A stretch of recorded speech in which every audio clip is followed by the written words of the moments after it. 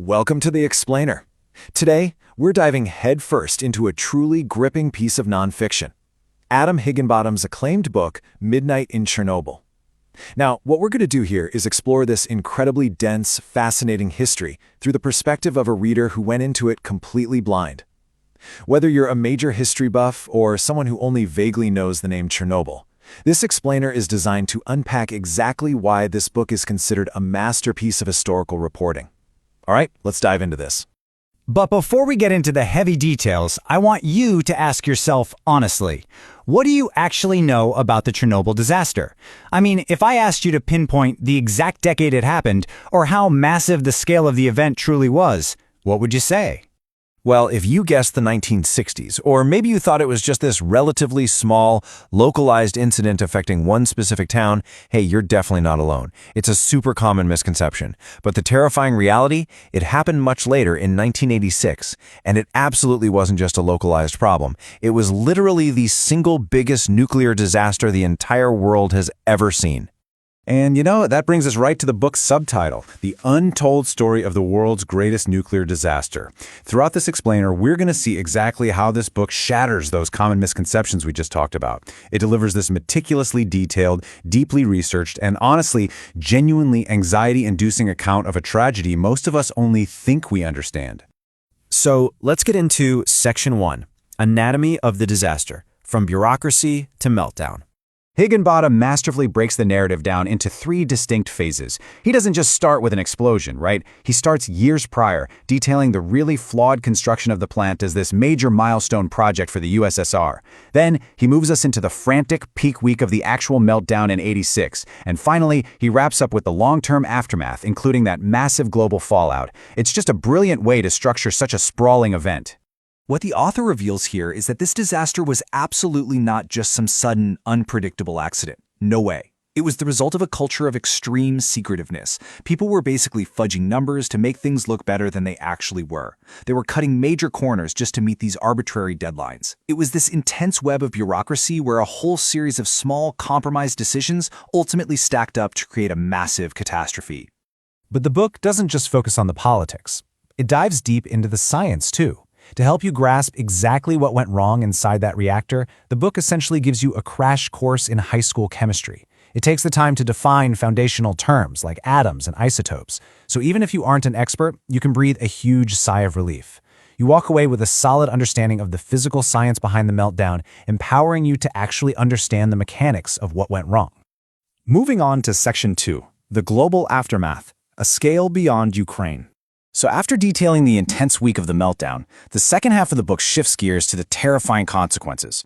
Officials had to figure out how to stop the ongoing radiation, which led to the creation of the sarcophagus, this massive containment structure hastily built right over the ruined reactor. And as noted in the text, sarcophagus is a perfectly apt, totally dystopian name for an architectural necessity that frankly looks absolutely terrifying. But here's the thing, the threat couldn't be entirely entombed.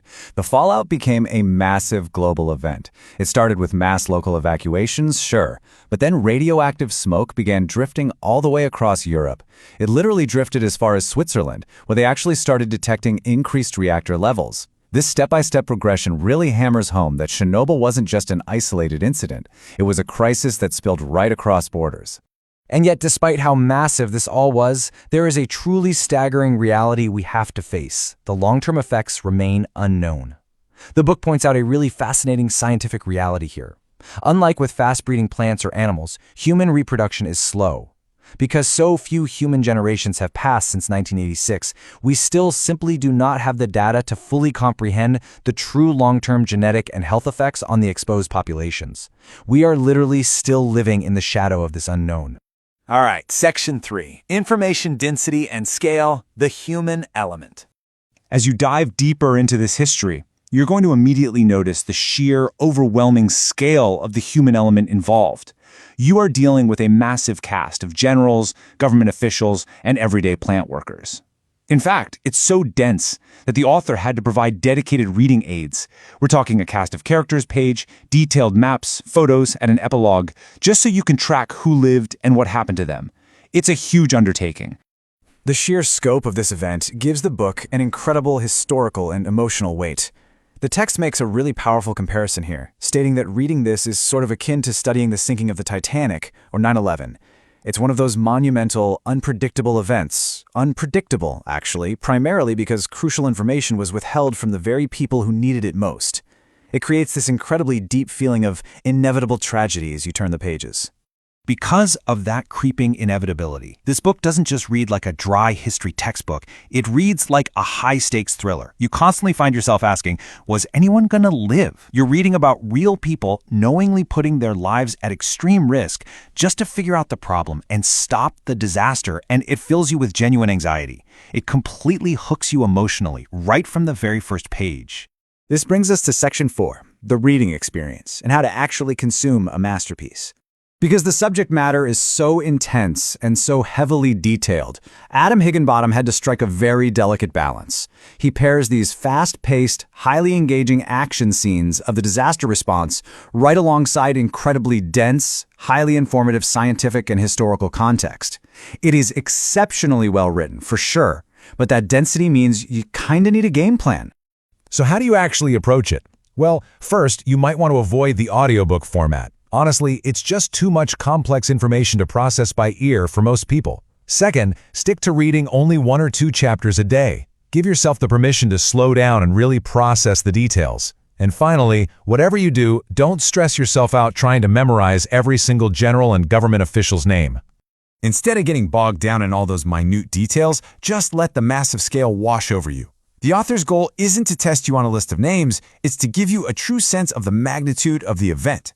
Use that slower reading pace to fully absorb the incredible scope of the tragedy and the staggering, heroic problem-solving of the folks on the ground. Midnight in Chernobyl is just a monumental piece of nonfiction. It's gripping, it's terrifying, and it absolutely demands your focus and respect.